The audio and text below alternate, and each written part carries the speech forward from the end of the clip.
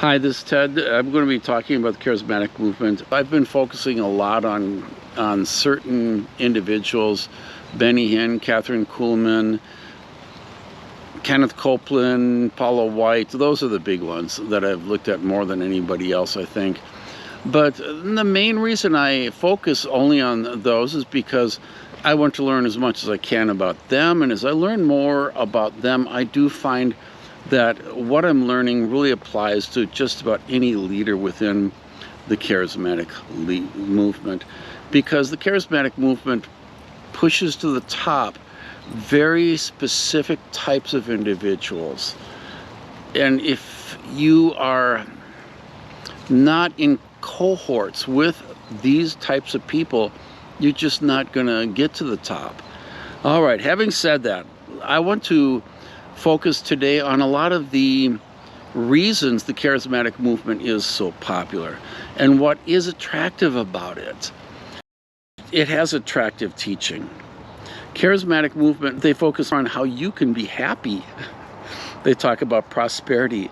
They talk about health. They talk about politics. They also focus on controlling angels and powers of this world and demons. My critique is most of this is completely based in their imagination and storytelling. Secondly, they have mastered the stirring up of and stimulating the happy chemicals. I had a few videos of this in the past. The happy chemicals I'm talking about are endorphins, dopamine, serotonin, oxytocin. And that's a whole nother study. And to be honest, I'm just tapping into this. I've read books and books and articles and articles, and I feel like I'm just tapping into this. These things are not evil in and of themselves. Other churches will likewise tap into some of this stuff with old hymns and organ and bands that entertain. And these happy chemicals are stirred up even for them, but nothing like the charismatics. The charismatic teachers and preachers and leaders, they know how to stir up these emotions, these feelings, these happy chemicals to such a degree that literally you're going to see pain relief, symptom relief. You're going to see relief of depression, happiness, feelings of euphoria, deeper connections with others. The problem with these is they're all temporary.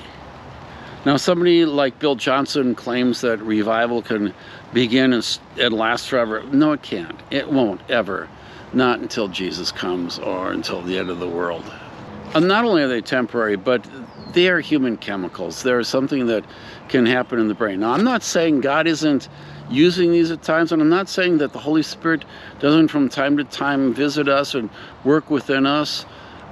I am saying that a lot of what you're seeing in charismatic circles, especially when you have a preacher trying to tell the congregation to jump up and praise the Lord more and all this kind of stuff, when they're trying to stimulate something, they're conjuring. And conjuring is not the Holy Spirit. Conjuring is exactly what it says. It's conjuring up, and they're conjuring up feelings, the happy feelings that you get from all these chemicals that work from the brain. Next, elitism. In the area of elitism, there's a lot of elitism going on all over the place. Some might think that they are better than the Bible. Some would think they have better tradition. Our pastor is the very best. Our music is the best. Whatever. There can be elitism in a lot of different ways. But when it comes to the charismatic movement, they really believe they are the most gifted. They believe that they are the most spirit-filled. They believe that there is a personal relationship with God that is far more personal than any other group. But in reality, this elitism is nothing more than imagination. Because the gifts that they believe they have, I don't want to completely downplay, because I have seen amazing things, but it's nothing compared to the stories you will hear, and nothing compared to the amount that they believe that they are seeing. So there is a lot of imagination going on. Special powers. They definitely believe that they have special powers over demons and over angels and over things of this world. Other churches believe miracles no longer exist, or are not common, or are not as powerful as the New Testament. He has power over sickness and disease, over pandemics, world tragedies, and nature itself. We have power to create with our words. The problem is, can you guess? The power is really in their stories and their imaginations. There are some limited events that do happen, but I believe those limited events are mostly with the people who are nobodies, people you'll never hear about. Also, and this is why it's got just the stories and the imaginations. People will see their teachers fail over and over, and yet they don't perceive, they don't get it. Paula White calls on angels, they never come. Kenneth Copeland commands COVID to go away, it never does. And yet these people preach and teach that we have authority over all these things, but they cannot demonstrate in any way, shape, or form that they have any authority over it. And yet, their followers believe they do. Prophets fail, but people still hold on to the belief that their prophets speak from God.